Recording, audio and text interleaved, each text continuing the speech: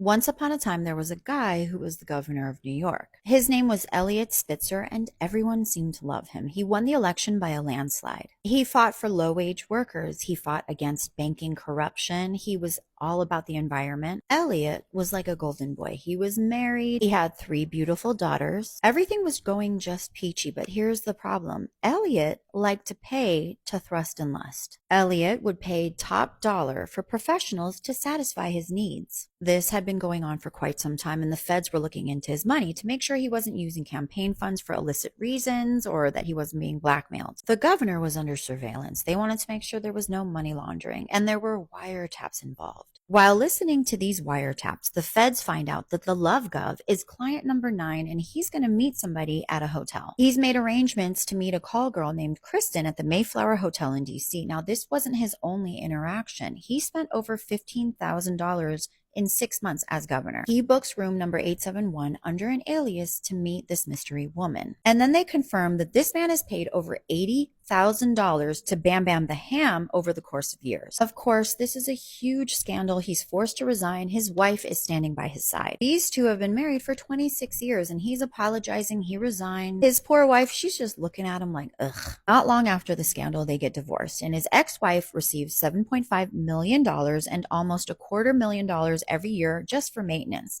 So essentially, he's paying for the yams anyway. And of course, it's the New York media, so everyone is like, who is this call girl named Kristen? Her name was Ashley Dupree. She was from New Jersey. She moved to New York so she could be a singer. She was only 23 when she got caught up in all of this. Ashley was just a young girl trying to get that bag, and of course, there was a huge media frenzy. Miss Ashley, I know she was traumatized, but she knew how to work it. She flipped the whole script. She had an advice column. She got the cover of Playboy magazine. She was on Howard Stern, and she was interviewed by Diane Sawyer. The media is eating this all up. They want to know, who is Ashley Dupree? What is she all about? So the paparazzi followed her, and soon they found out she was seeing somebody. The man's name was TJ Earl, and he was very, very wealthy. And they're spotted in New York at hotels, going on shopping sprees. But the thing was, TJ was married to a woman named Alyssa. Together, they had 2 daughters named Alex and Ashton. You know, the media is like, oh, look, the call girl is with somebody who's married. The media reported that TJ was apologizing to his wife, saying, listen, she set me up. But Ashley's attorneys, and then later his attorney, said, no, he never said that. Fast forward a year or maybe 2, and TJ